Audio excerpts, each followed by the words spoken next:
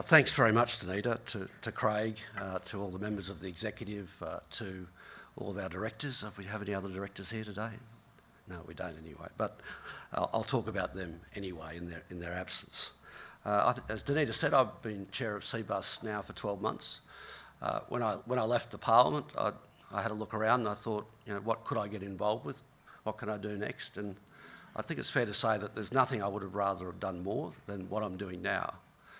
Because what has occurred with our industry super funds over the last 30 years is one of the most significant policy changes introduced in any democracy anywhere in the world. And it's having a continuing impact on our economy and on our society, the likes of which the originators, if you like, of industry super 30 years ago would have ever dreamt of. So it's a real pleasure to be in what is a highly professional organisation. We've got our CEO, Justin Arter, here today as well. And of course, many of you in this room will interact regularly, not only with board members of Cbus, but with our coordinators and with all of our employers from around the country. One of the great pleasures has been to, interact with some of the 215,000 most important employers in the Australian economy. You back Cbus, and in return we focus on what we do best, which is to secure workers' entitlements. I want to make it really clear that the number one priority of our board, first, second and third, is to achieve the highest possible retirement for our members through the strongest possible returns. There's this debate that's going on at the moment about the extent to which we are involved and we have social objectives. Our fundamental objective is the retirement balances of our members, and they will be secured by the long-term perspective which we bring to investment, which increasingly takes into account the economic and social outlook and society within which we operate. So we've been investing responsibly, we've been investing for the long term, and over a long period of time, namely 30 years, we have been very, very successful. Over the last 10 years, the median MySuper product has returned 7.47% on average. Well, Cbus has delivered 8.42% over that period, a whole percent more, with a dramatic impact on the returns and retirement incomes of our members. Cbus is rated in the top 5 performers over 7, 10, 15 and 20 years by Super Ratings, and I do believe we are the premier blue-collar fund in the country. It's not an accident. It's a result of hard work, commitment and belief, which comes from our sponsoring organisations and in particular, master builders.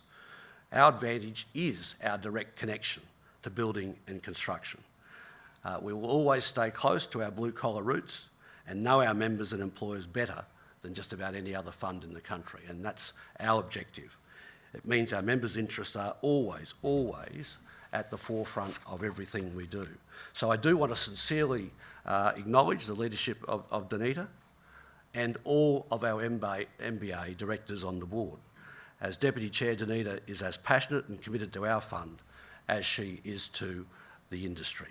She's been a strong advocate and we've worked together closely in recent times on social and affordable housing in particular. And I can say on that issue, the MBA's voice has been clearly heard as we engage with the government on the National Housing Accord, and we saw that this morning with Minister Collins. Now, our ability to produce strong returns against the headwinds of the current market volatility does reflect careful, considered and far-sighted thinking from our investment leaders. Now, we have a first-class investment team at Cbus, led by Christian Fock and Brett Chatfield. They are world-class, really world-class, and it does show in our results. The first half of last year saw super funds in negative territory, everyone, almost everyone across the board. And in response to that, our investment committee made key adjustments to the portfolio while overall retaining our strategy, which has delivered for us for many years. While the environment does remain very volatile, for the current financial year to date, our MySuper option is up 6.79%. So we're going pretty well at the moment, and as we have done over a 30-year period. We're outperforming the market index across a number of asset classes. Back in 2017, Christian Fock our Chief Investment Officer, set about bringing around 40% of our investing in-house. Not only has he helped save over something like $500 million for our members in investment periods, in investment fees over that period, it has brought Cbus much closer to markets and given us valuable insights and control that we would not otherwise have had. And this foresight has set us up better than many funds for the volatile times that we are in at the moment.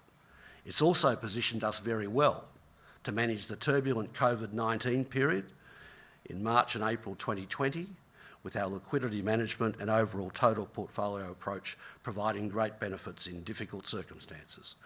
To this end, Cbus was in the minority in the 2020 financial year in producing a positive return, and then went on to capture the recovery and generate over 19% return in the 2021 financial year. As it stands, we're in a very strong position against all of our major competitors.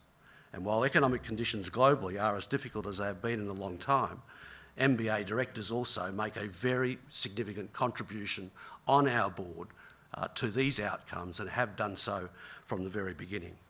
They're cool heads, trusted advice, and key insights.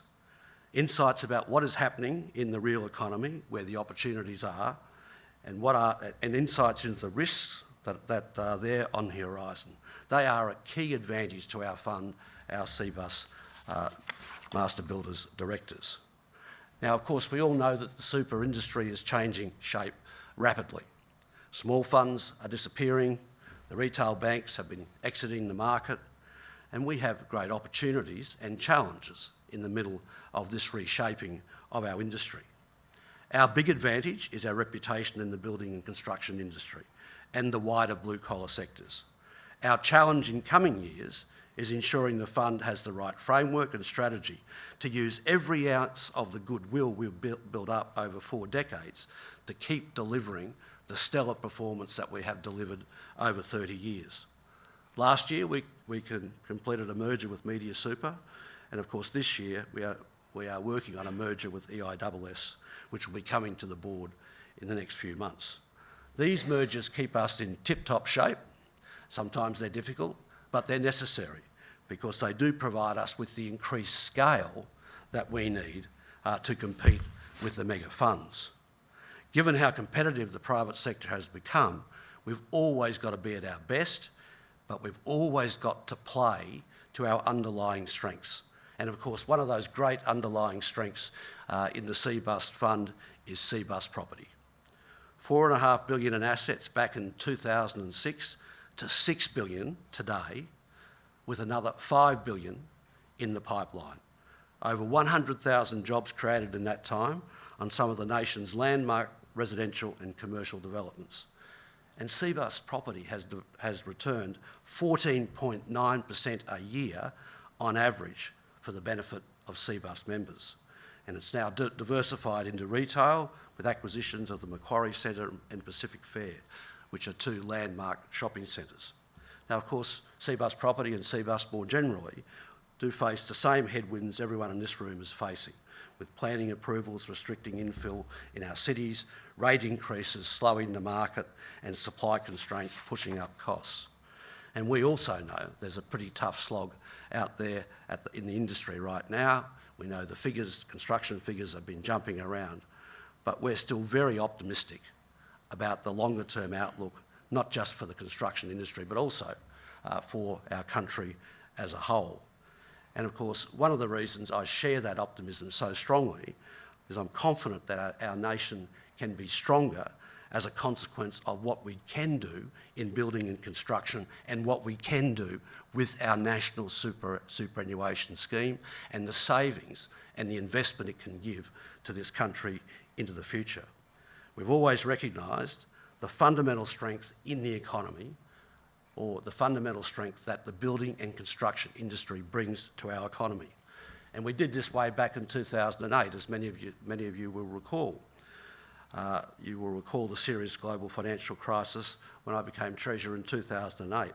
Many at that stage believed that GFC would lead to a great recession, as it did around the world, but not in this country. And the reason this country did so well during the global financial crisis and the Great Recession, the reason we dodged the bullet was by injecting energy into the housing and construction sector through economic recovery packages. And at that time, the reality was that around the world, in America and Europe, things were going rather badly. The Australian construction industry was one of the key drivers that took us through that global downturn and put us into the position of strength we still face today as we've been through further challenges over the last decade. And of course, during that period, I always personally appreciated the support and the foresight that came from master builders and others in the industry about the importance of putting construction at the centre of the recovery. It's history now. That stimulus worked well. It kept the nation's tradies in work, kept our suburbs and cities in businesses, it kept supply chains running, it kept people in jobs, from project managers at the top, right down to the people who sell pies and apple scrolls at Baker's Delight at the bottom of the economy. You and your businesses delivered, and Australia did avoid recession. So when your industry is strong, I firmly believe our country is strong. Over 1 million workers who build, spend and pay taxes don't just help themselves and don't just provide new housing and factories and offices and infrastructure. They fundamentally help our nation succeed. And of course, that's where our super funds come in. Through their membership of Cbus, they are building up a pool of capital that now cushions our economy in down times and powers it to new successes in good times. And dramatically underestimated the role that superannuation played in our recovery from the global financial crisis. Dramatically underestimated what role it actually has played as we went through COVID. And it is too underestimated in terms of the role that it really currently plays in providing underlying strength and ballast, not just to our economy, but to our society. During the GFC, Australia was able to draw on a huge pool of national savings, now one of the biggest in the world, to recapitalise businesses and provide credit when banks were hesitant to lend. This demonstrated how super is what I call the great stabilising force in our economy. And it comes to the fore and it's seen very clearly in times of crisis. But as I said before, it was also evidenced during the COVID pandemic. During that period, for example, Cbus in particular lent to mid-tier residential projects that couldn't access bank loans. So for the second time in recent history, superannuation and Cbus at its middle kept workers in jobs, contractors in business and provided returns for members. So millions of everyday Australians achieved through this the collective ownership of our nation's capital. And I think that this change in our economy that has come from super is still dramatically underestimated in so much of our current economic debate. But of course, we've got new challenges to face now. Australia did come through the GFC and the pandemic better than just about anywhere else. But it's fair to say, leading into this pandemic, we didn't have the decade of investment we needed to really meet head-on the new challenges that emerged after the financial crisis. We didn't make enough progress in the last decade in dealing with skill shortages, in dealing with the housing affordability crisis, in dealing with energy insecurity. And that's where we find ourselves now, because they are the defining economic challenges within our economy. How do we deal with the skill shortages in an economy which is already largely fully employed? How do we deal with the energy transition in an economy which is so dependent upon fossil fuels? These are all issues in which our pool of superannuation savings will play a critical role as we go forward. We have no choice but to tackle them all head on to modernise our nation in an environment of global instability and high inflation.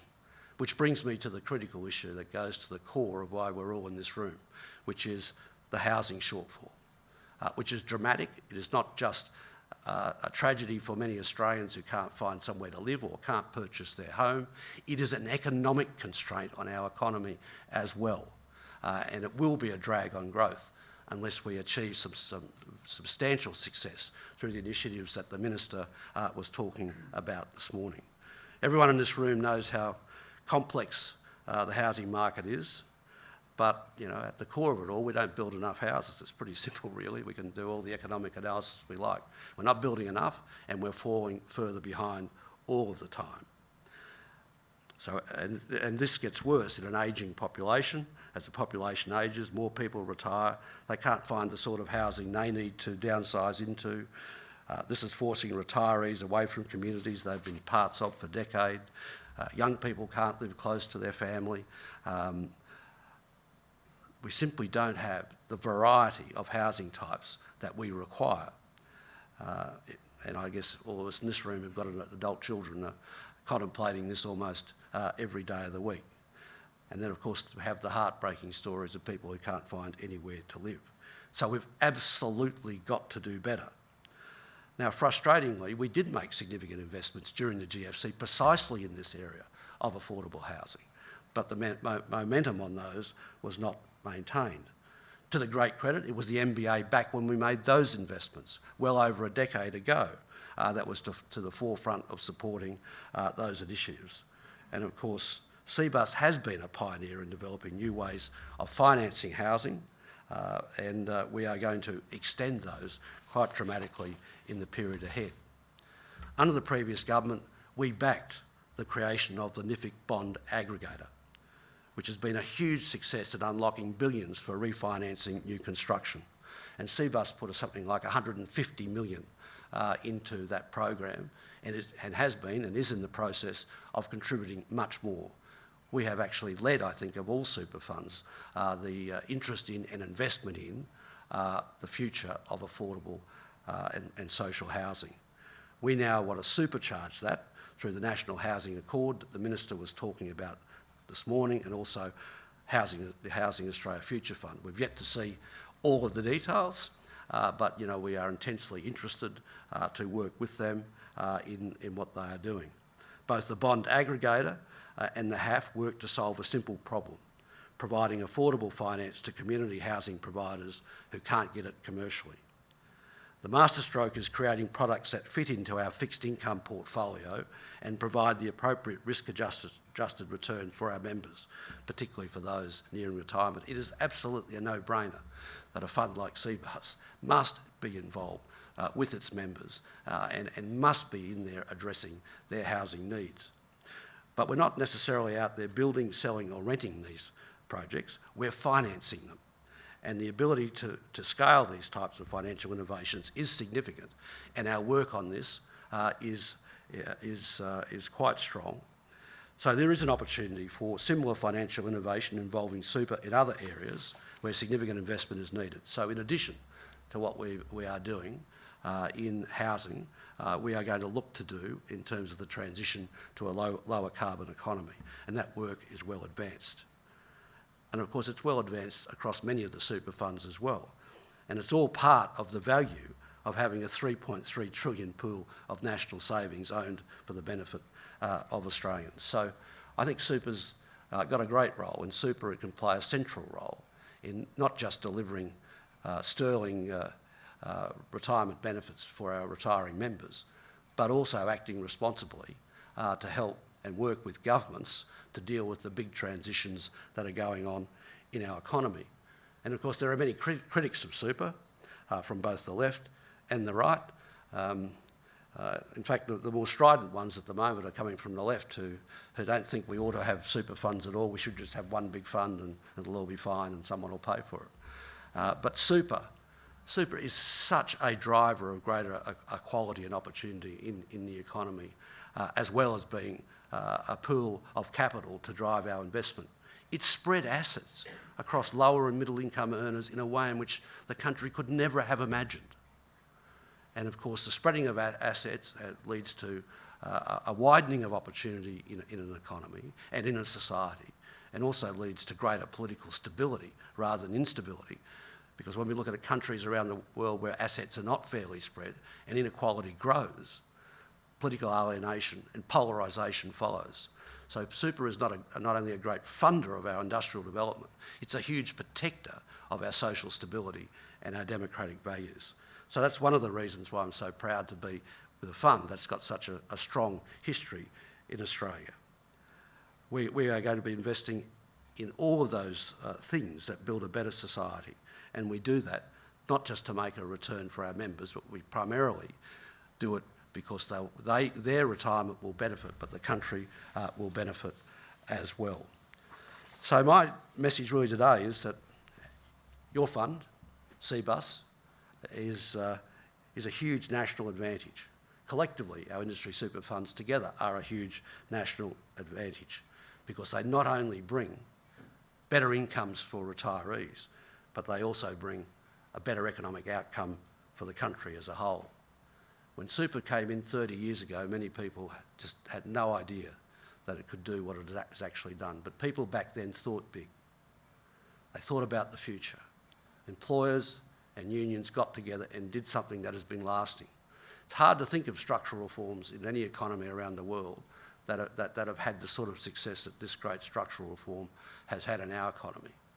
It's made our economy stronger, it's made our retirees better off, and it's protected, I believe, in the long run, our democracy. It's something that I'm proud to be associated with, and I'm certainly very proud to work with the master builders to make it even bigger and better. Thank you.